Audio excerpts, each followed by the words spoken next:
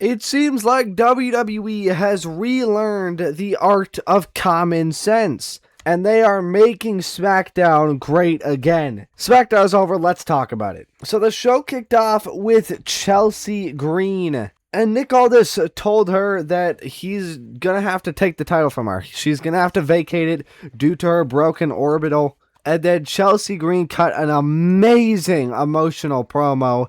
And as Chelsea was walking out, Nick told her to come back and gave her the title back, told her she has 30 days to get healthy or she will have to vacate. And I mean, just thank God they are not going to have her vacate this. The crowd was chanting so loud for Chelsea. She is one of the most over people in the entire company, man or woman, main roster or NXT. She is so over. So thank you, Nick Aldis. Thank you, WWE, for having some common sense and not having Chelsea Green vacate this title. I can't wait. Next thing you need to do is just make her the champion. Remove the interim label. Rhea's not going to be back for like another 6 months. Then for some reason, Gunther came out.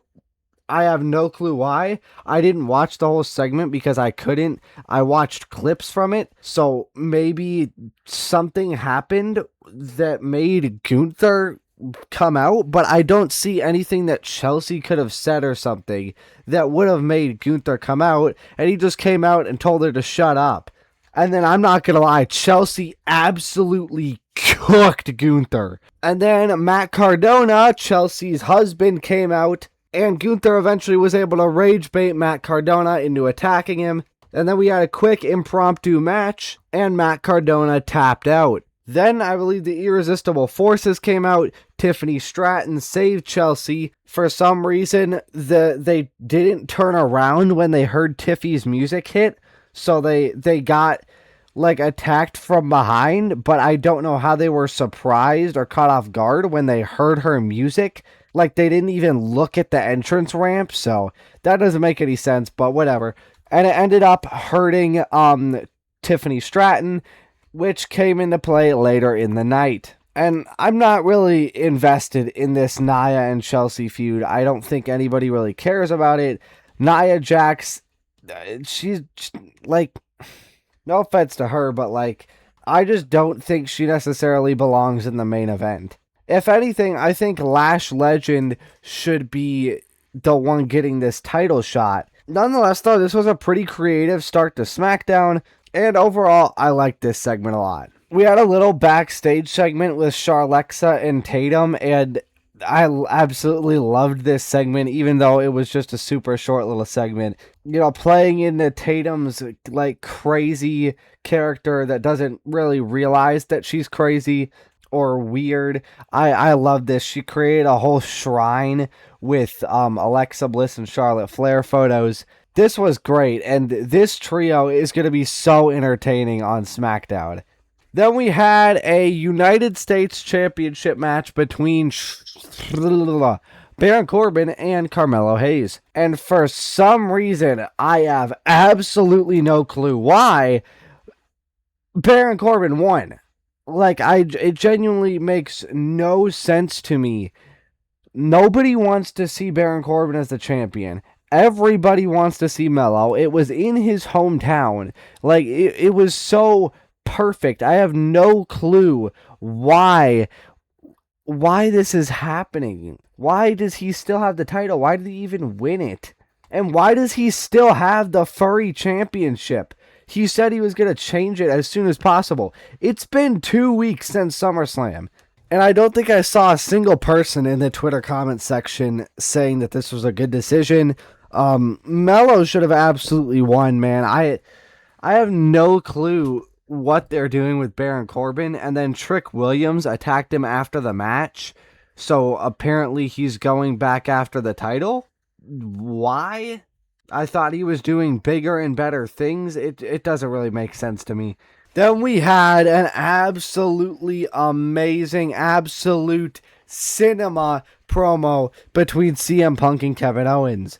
Kevin told everybody the backstory, explaining exactly why he hated CM Punk so much, which I think was needed for a lot of people, including me, myself. And dude, Kevin Owens is just so good on the mic. I forgot how good he is, and this promo was just so damn good. CM Punk says he's just wasted potential. He avoids the hard work. Kevin Owens thinks CM Punk hates himself. And then we ended with a great exchange of words with Kevin Owens saying, I'm going to get to punch you in the face next week, and then I'm going to beat your bitch ass right after. And then Punk says he's going to put his fat ass to sleep.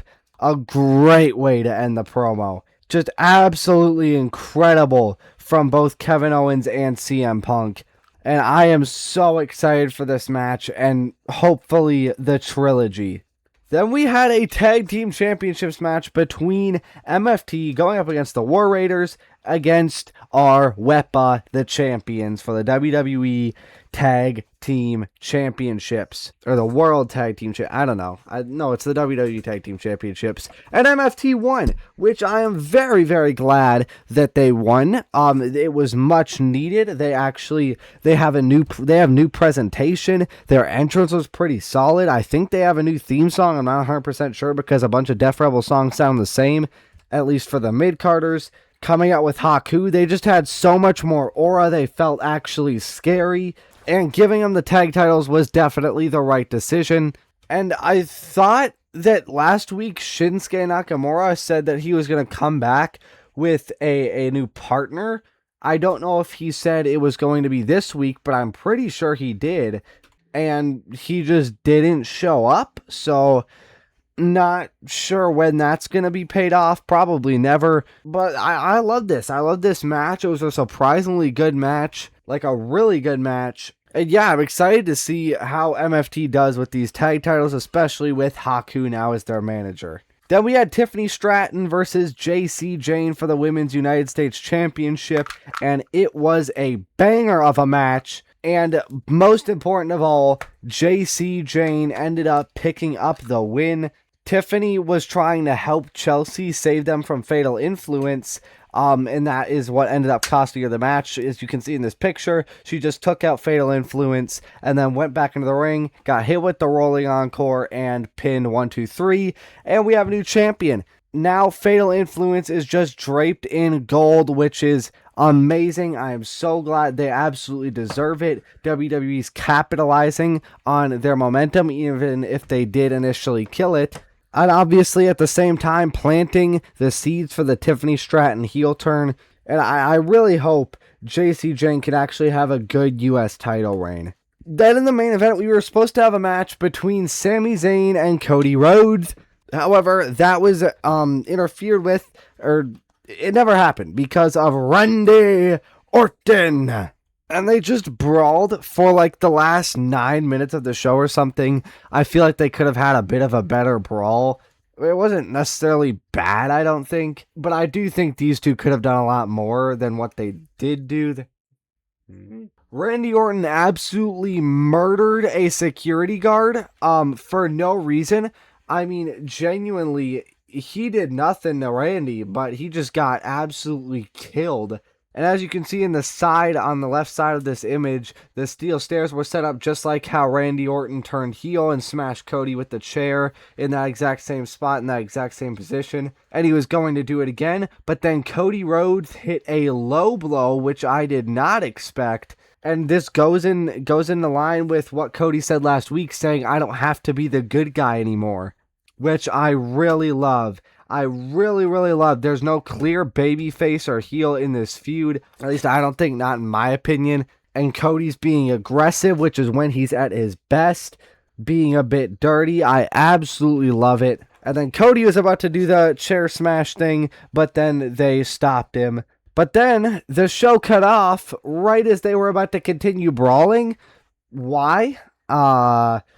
Like, seriously, why? But not that big of a deal, I guess. But overall, I think this is a really solid episode of SmackDown, and I think we're on the upward trend of SmackDown moving forward, thankfully.